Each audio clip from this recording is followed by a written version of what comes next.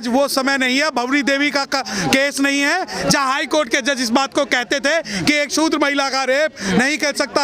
यह बाबा साहब डॉक्टर भीमराव अंबेडकर जी का चलने वाला वो संविधान है जो सबको समानता का अधिकार देता है।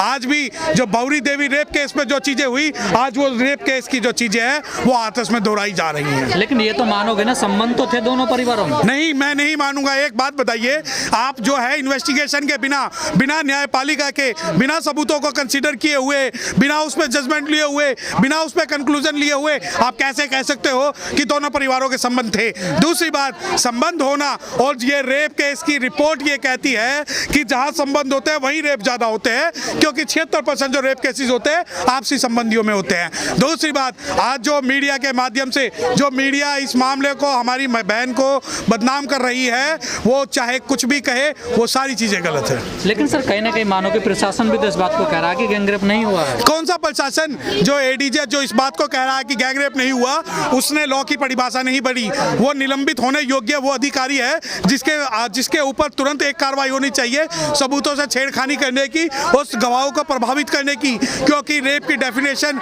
Section 376 subsection 2 says that any object or any part of the body if inserted into the vagina of a victim or prosecuted, that would be treated as a rape, and only penetration is not only one ingredient of determine or define the rape। लेकिन sir अब जो SIT बनाई गई है उसका भी अब time बढ़ा दिया गया। देखिए, वो जो SIT और CBI ये खेल रहे हैं नूरा कुश्ती कि एक तरफ SIT और एक तरफ CBI। मेरा मानना ये है और मेरी मांग ये है कि पूरे भारत में इस मामले का जो निर्धारण है वो स्पेशल एक्सक्लूसिव कोर्ट के द्वारा होना चाहिए और स्पेशल एक्सक्लूसिव कोर्ट में ट्रायल होना चाहिए।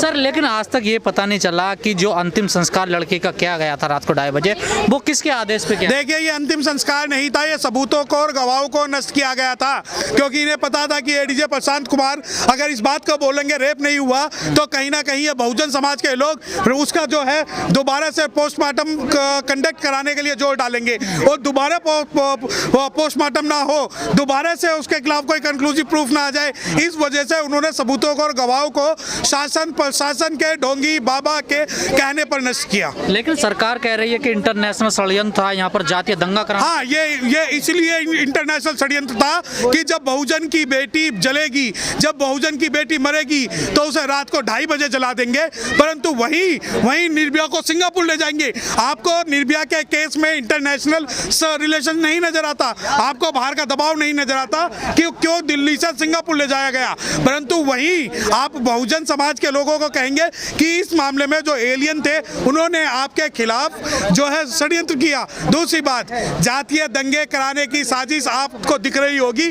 बहुजन समाज के लोग कभी जाति के दंगे पे विश्वास नहीं रखते, संविधान में विश्वास। 4 लोग गिरफ्तार भी हुए हैं ना PFI के। देखिए, PFI इनकी RSS के जो है जो आतंकवादी हैं वो ये पैदा करते हैं। आप देखिए कि भारत में दुनिया भर की जो सूचनाएं जो लीक की हैं वो किस वर्ण के लोगों ने की है। PFI का मतलब सिर्फ मुस्लिम नहीं है, PFI का मतलब सिर्फ शेड्यूल कास्ट नहीं है। आप देखिए कि एक ऐसे सरकार के मंत्री जिनके ऊपर आतंकवाद का चार्ज था, जिनके ऊपर समझौता एक्सप्रेस उड़ाने का चार्ज था, जिनके ऊपर मक्का मस्जिद को उड़ाने का चार्ज था, आज भारत सरकार के अंदर इन्होंने मंत्री बनाए हुए हैं। दूसरी तरफ अगर जिस प्रकार इनके प्रधानमंत्री ये कहते हैं कि मैं कपड़ों को देख के पहचान सकता हूं कि किसकी जाति क्या है, उस प्रकार हम कहते हैं कि हम इनके कास्ट को देख के, हम इनके सरनेम को देख के पहचान सकते हैं कि कौन देशद्रोही है और कौन देशद्रोही नहीं है। तो आपको नहीं लगता कि न्याय मिलेगा लड़की को? न्याय मिलेगा। न्याय जब तक नहीं मिलेगा हम सड़कों पर रहेंगे, कोर्ट में रहेंगे, न्यायालय की लड़ाई लड़ेंगे और बिना न्याय लिए हम छोड़ेंगे नहीं। क्योंकि अगर अभी ये डिस्ट्रिक्ट कोर्ट की बात है, फिर डिस्ट्रिक्ट कोर्ट के बाद हम हाई कोर्ट जाएंगे, हाई कोर्ट के बाद सुप्रीम कोर्ट जाएंगे, सुप्रीम कोर्ट से भी न्याय नहीं मिला तो संसद जाएंगे, संसद से भी नहीं मिला तो सड़कों पर आएंगे और फिर इंटरनेशनल कोर्ट भी जाएंगे। सर हाथरस में जो लंबे समय से लड़ाई चल रही थी 20-25 दिन से, अब मामला ये आ गया है कि जो आरोपी हैं उनके समर्थन में वहाँ पर पंचायतें लग रही हैं और कहा जा रहा है कि जो लड़की की जो हत्या हुई है वो लड़के के भाई ने और उसकी माँ ने की है। देखिए, बहुजन समाज के ऊपर हमेशा से इस प्रकार के आरोप लगाए जाते हैं कि ये लोग जो है मैनिपुलेशन कर रहे हैं। तो मैं आपको एक बात बताना चाहता हूँ कि ये क्वेश्चन निर्भया रेप केस में क्यों नहीं पूछा गया?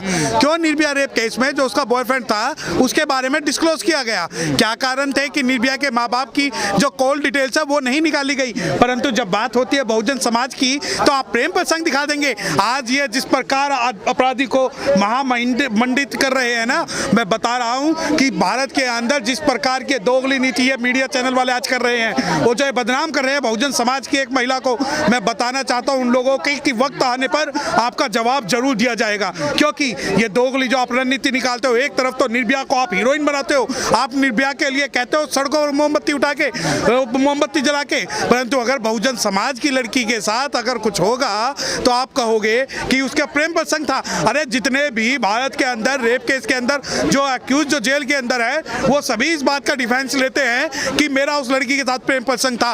तो प्रेम प्रसंग का मतलब क्या, तो ये क्या है कि आप उसे हत्या करोगे। और बिना ट्रायल के जो लोग ये कह रहे हैं कि उसे क्लीन चिट दे रहे हैं, ये मीडिया जो है कभी भी SC ST OBC माइनॉरिटीज की बात नहीं उठा सकती और उनके हर मूवमेंट को ये खराब करती है। लेकिन सर अब तो ये भी सामने आ रहा है कि जो लड़की का भाई है, उसकी जो आरोपी है, उससे बातें होती थी हैं, कॉल डिटेल निकाली। तो क्या इसका मतलब ये है कि जो उसके आरोपी के भाई से आरोपी की उसके भाई से बात होती है तो इसका मतलब मर्डर या रेप नहीं हुआ?